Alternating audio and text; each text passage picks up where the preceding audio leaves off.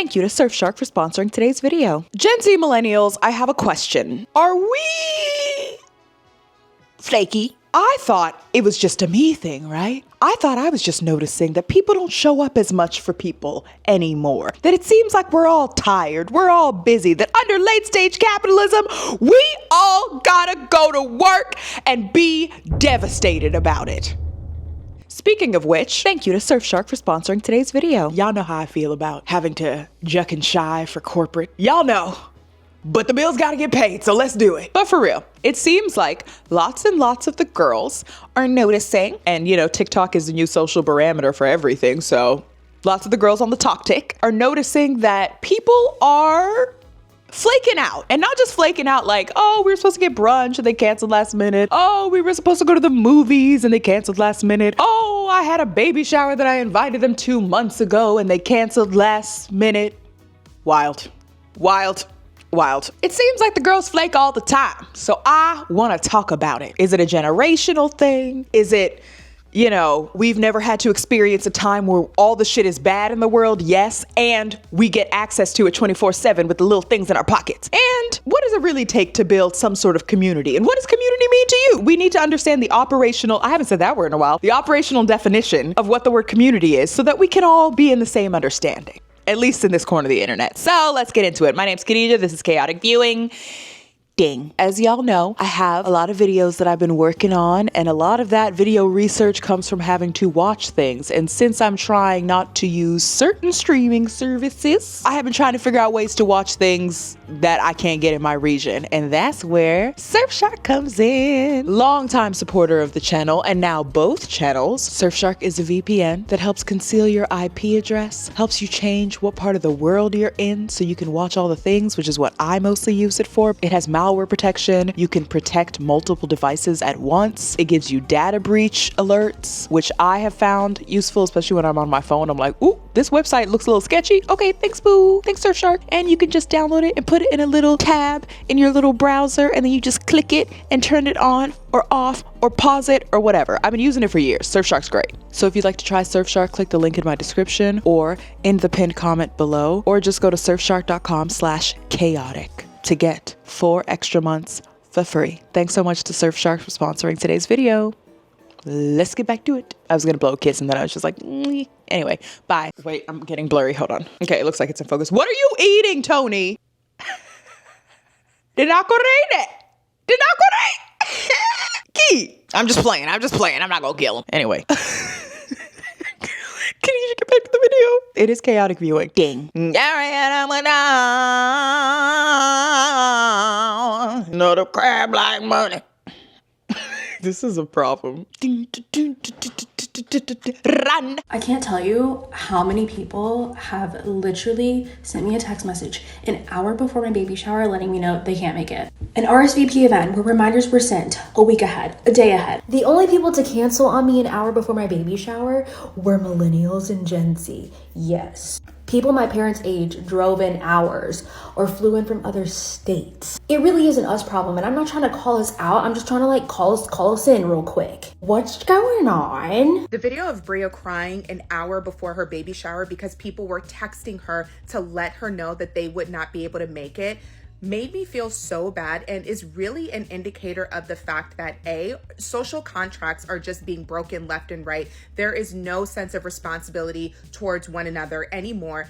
And it is part of the reason why so many people are wondering where their community is and seeking community, but they are unwilling to do what is necessary in order to build community and be in community with others. And it is absolutely a generational thing. I don't know how old Bria is, but I am a millennial. And in my friend group, I was one of the last ones to get married. I got married when I was 29. So by that time, a lot of my other friends had gotten married. They had babies, and I went to every occasion. I remember one of my really good friends, I went to her baby shower in the middle of a snowstorm, and it was absolutely a blessing from God. I did not get trapped on the highway because 695 was a freaking parking lot. But anyways, I was that friend who showed up for everything. I told you I was going to be there. I was going to be there. No excuses. When it came to my wedding, however, I cannot tell you how many of my friends disappointed me, did not show up for me, and the excuses ran the gamut of, oh, I just don't feel well, one of my kids are sick, blah, blah, blah, blah, blah, whatever excuse. Some of them were the day before, but some of them canceled the day of. And what it taught me and what it showed me is that people very rarely are going to show up for you the way you are going to show up for them. And it gets worse when these milestones are happening a little bit later. So if you're one of the last ones in your friend groups to get married or to have a baby. Okay, I think, maybe it is a generational thing. And if it's generational, well, what is in this generation that's so different from the others that is causing us to be so flaky?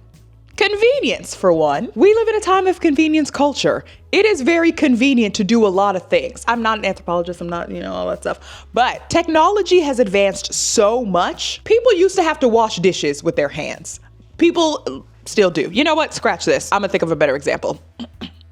The internet. I should have just started with there. I didn't want to go there because I always go there, but whatever. We have so much technology and convenience. We don't have to think about ordering a cab, looking up the number, going to the yellow pages, calling the number, but we have to be home because we don't just have a phone on us that we can tippity tap, tap, tap, and order a ride quickly and put our preferences if we don't want to talk to the driver. If we do, if we want it to be warm or cool, we don't even have to, I just realized we don't even have to talk to people. If we don't want to talk to the Uber driver, we don't have to. We can just sit on our phones, hang out, whatever. And I'm not saying that from judgment. I'm saying that as somebody who does it too when I don't feel like talking to people, but social all day, right? You can order your own groceries to your house. If you want to look up something, if you're trying to figure out some information, you can just pull out your phone and look it up. You do not have to be inconvenienced in any way, really. So when we are inconvenienced, we're like, what the fuck is this? And sometimes some of us need to admit that having to show up for others, even when we're tired, when we don't feel like it, when we just want to be at home rotting,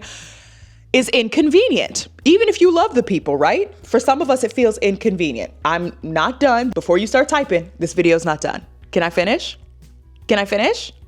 Thank you. And this convenience culture, you know what? I'm just gonna say it. It causes laziness. Some of y'all get mad when I say shit like that, when I pull out the child of immigrant parents sort of rhetoric of like, nobody wants to work anymore. Some of y'all be like, well, people have this, this, and this, and this, and this. We're gonna get to it. Again, let me finish. But I need to say this part too. It can be multiple things. And I'm saying this as somebody who is calling myself out at times too. It's why I am trying to move differently this year. It's why I'm saying to people, it's important for me to see you. I have started to be more intentional about that because the people that are in your life, if they matter to you, you should show them, not just tell them. But anyway, we'll get to that part. We can acknowledge that convenience culture is also good for plenty of people that need to be convenienced. The world does not cater to people with disabilities. And so it is nice in all manner of disabilities. For me, I'm thinking mental disabilities when you're like, okay, I actually physically cannot leave this house and I need to eat or order something or get pet food delivered to your house, right? Physical disabilities, all of that. I'm not trying to ignore that part. We can acknowledge that that's fair and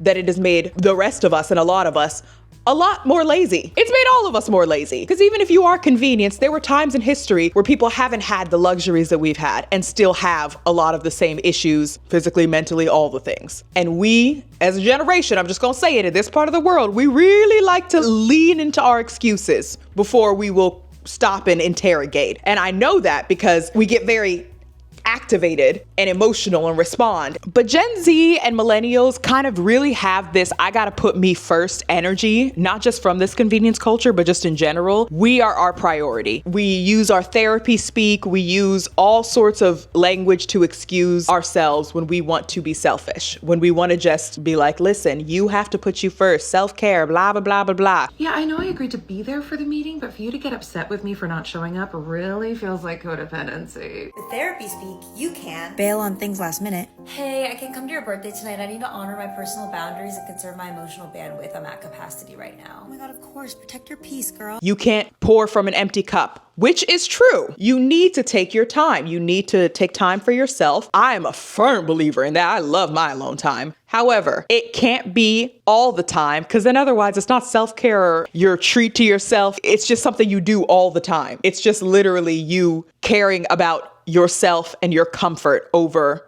showing up for others, over showing them, actively showing them that you love and care about them. Intention and the feeling and the talking is all great. And you have to actually put your money where your mouth is in terms of the relationships that you say you want.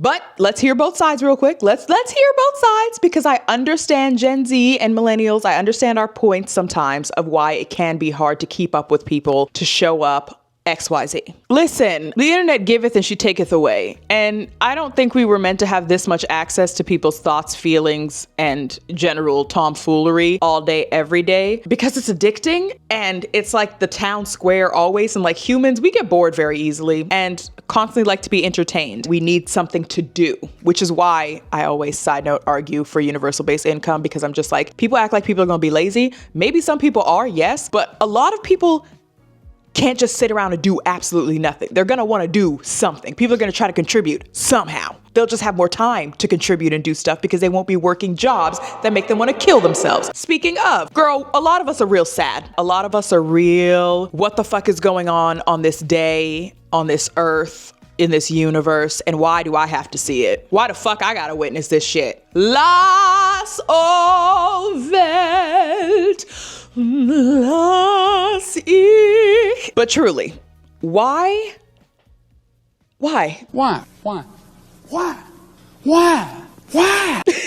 It's real ashy out here. The climate is looking, it's not looking good. And we can talk about individuals and us as people doing better, but until larger corporations and entities start actually caring, girl, we're in a time where the wealthy just keep getting richer. They keep getting richer, and unfortunately, we're seeing only and mostly examples of that wealth being used for evil, being used for weird, selfish, narcissistic colonial gain. Like, it's just very strange. And so people are all starting to follow suit. I've caught myself at times too thinking, well then fine, I'm just gonna say fuck y'all. I'm just gonna worry about me and mine since everybody else seems to be. It makes it hard, right? It makes it hard for you to feel like you can be an example or you can move differently or whatever, because it just feels like nobody gives a fuck anymore. I wish I could articulate it in a more socio-cultural way and like use the $50 words, but it just feels like nobody gives a fuck about anybody anymore. You don't care about each other anymore. We don't speak up for each other anymore. We don't show up for each other anymore. And I've talked before about that philosophical idea of empathy being a spotlight, and it gets dimmer the further out you go. The further away from the people that are around you and close to you go, you have less empathy for. And I'm not a philosophy student.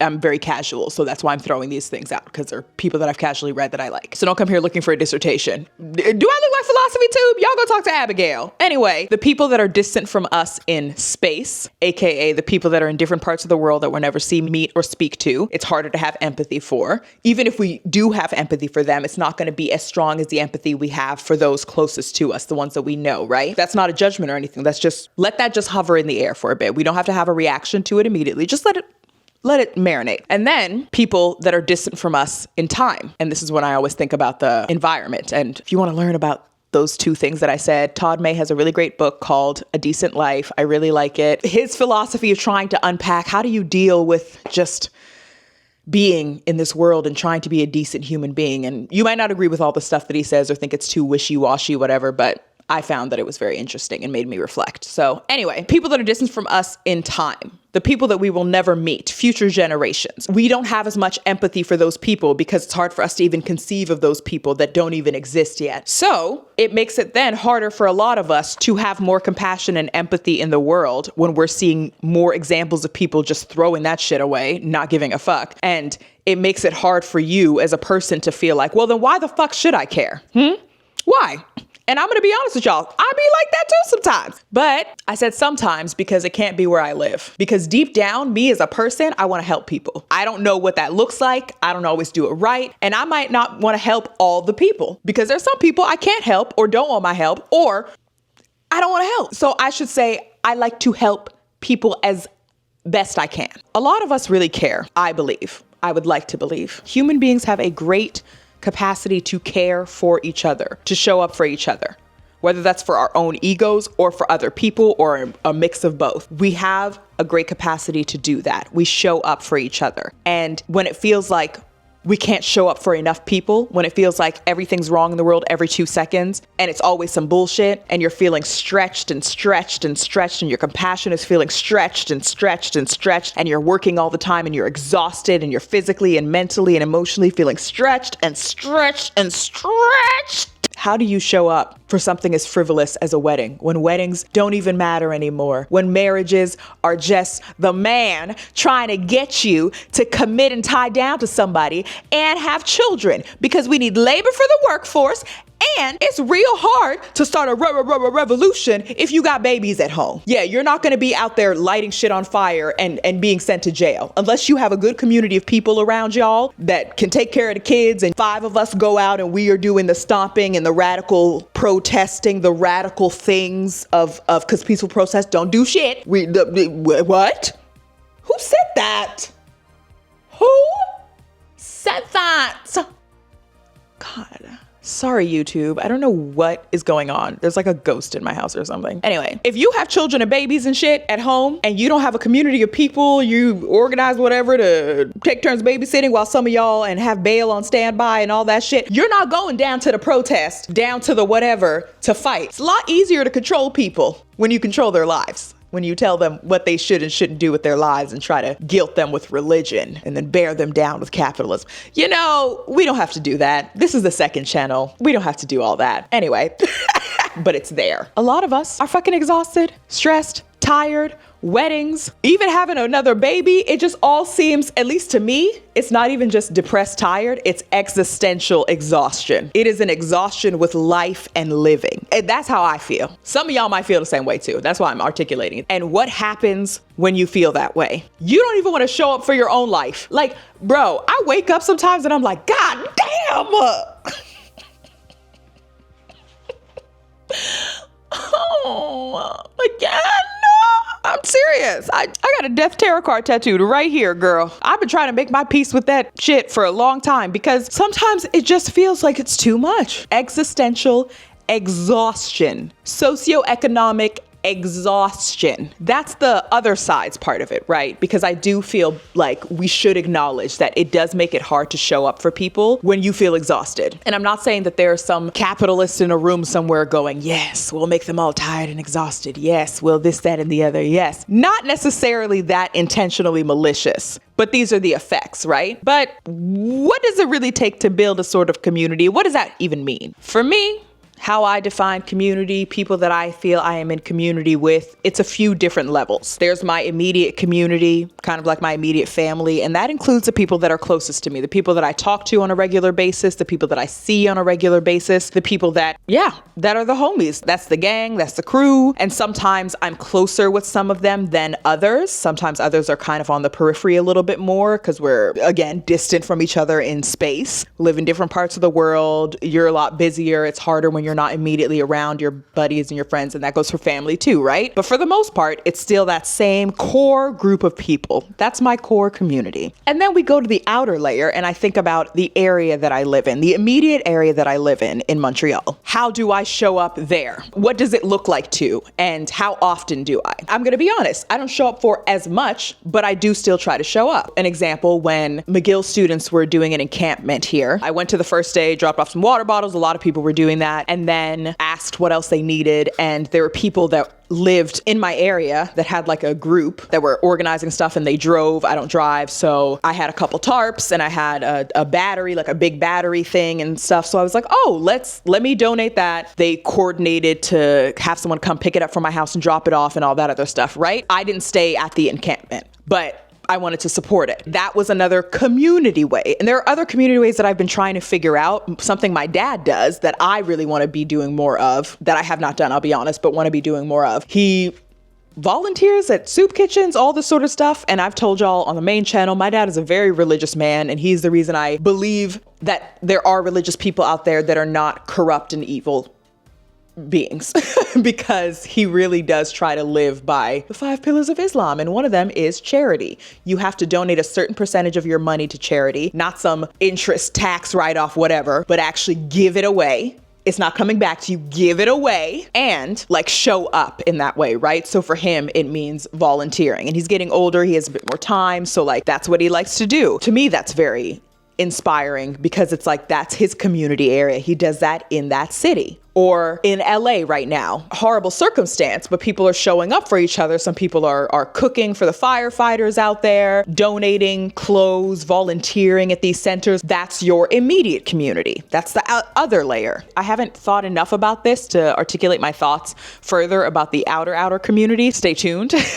Maybe I'll talk a bit more about that in the Patreon extended cut. But even in just those two, I found that I feel more engaged and more connected to people. I found that I feel more, I don't know, like this is the first time, apart from when I lived in Calgary, actually, because I felt like I did build a community in those first two layers in Calgary a bit. Montreal, I feel it even more. Toronto, I was in school, I was working all the time, I was tired all the time. I made my friends, I had that first group, but I didn't have that second one really. It's helped me a lot as well with my mental health, with my emotional everything. In that first core group of community, the more vulnerable I've been willing to be, the more honest I've been willing to be, the more I find that I am finding the people that are for me and are my core community and group. The more I try to do activities, even when I'm tired, outside of my house, outside of me, so that I can meet people, so that I can connect with others. I don't think online communities are a bad thing. I think people find their people. You live in so many different places in the world where you don't have access to an outer sort of community. So it makes sense. But I also think that there's something about, at least for me, how I think, there's something about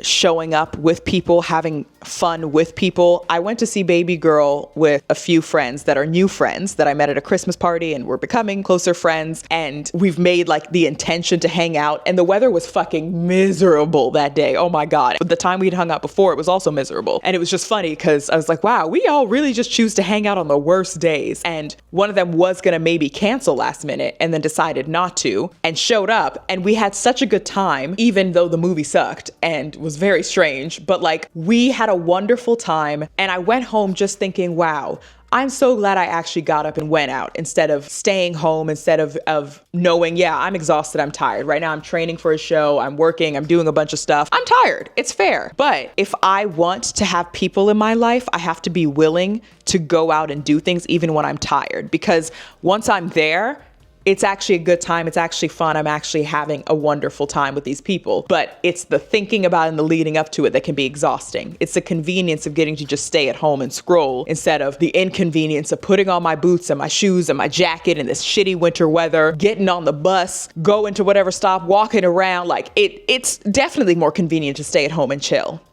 But that's not how I meet people. And that's not how you make friends. I think it's also important that you show up even when you're not happy. Do it miserable. And you can decide later if you want to leave. And you have to be willing to be around people that can let you be vulnerable enough to do that, right? Now I'm way more open with my pals about when I need to go nonverbal, when I'm not in the mood, when I just can't, but I still want to show up. And they'll just sit in silence with me or something. Because for some people, it matters more just about sharing the moments with people, coming together with people, connecting with people. I feel that we really do need that as people. We really appreciate that. Not just feel, you know, it's the truth, Ruth.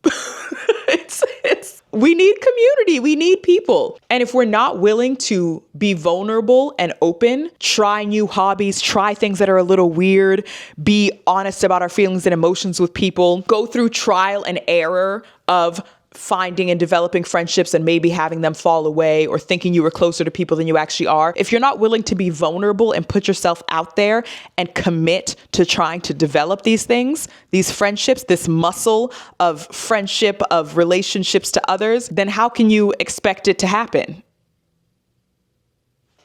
I know we're all existentially exhausted, tired, depressed, sad, working all the time for what feels like nothing truly, but we are gonna die one day. That is the only thing we know for damn certain. That, and that Beyonce is the artist of our generation. Sorry.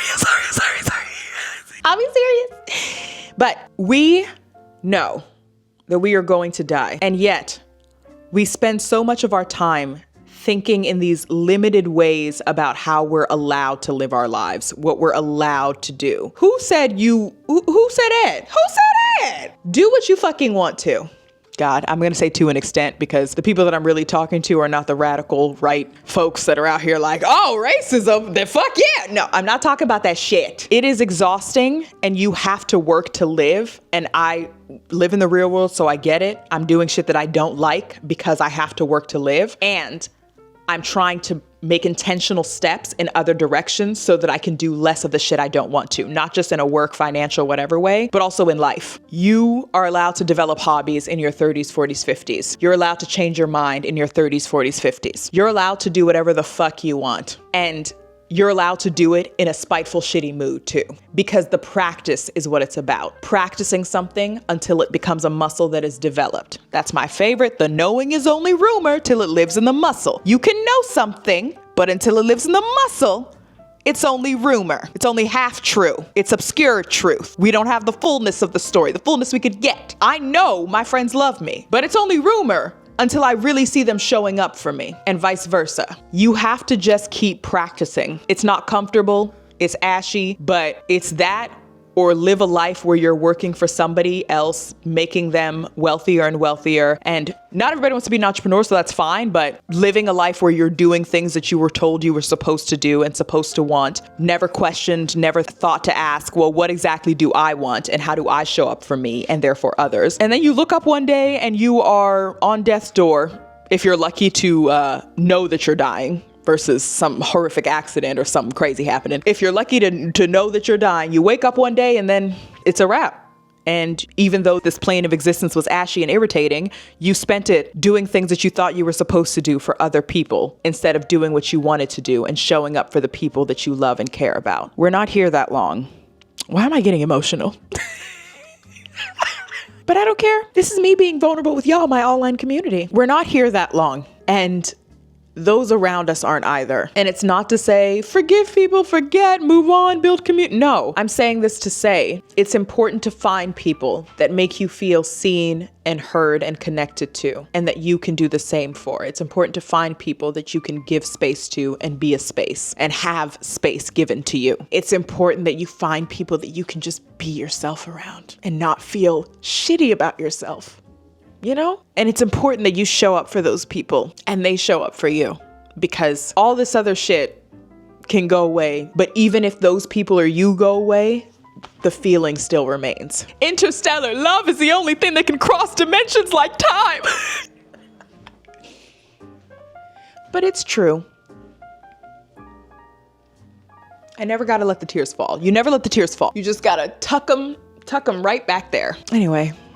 Let me know your thoughts below. And as always, y'all, thanks for watching. Text and call your homies. Have a FaceTime. Plan a brunch or a date or something. Go over to their house or let them come to yours. And tell the people that you love you want to intentionally and actively make time for them. Thank you again to Surfshark for sponsoring today's video. And remember, you can click the link in my description or the link in the pinned comment to check them out and get 4 extra months for free. Surfshark.com/chaotic. All right.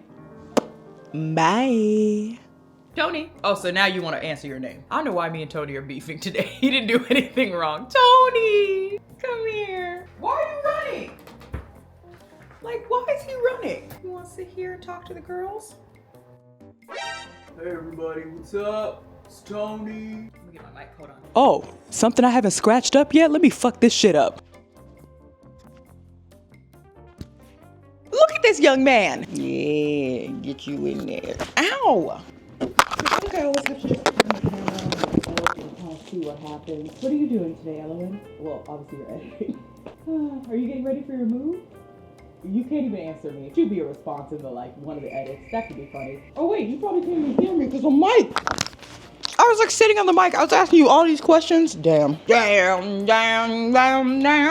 just had a thought. You know, one of them little Paul brothers. I don't know which one's which. One of those Prime. How they sent the California firefighters all that Prime. Why don't we just use all that Prime to extinguish some of these fires?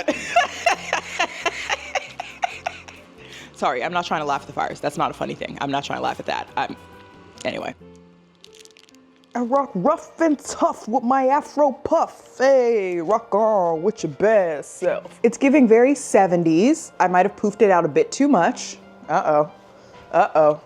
Uh-oh. Uh-oh.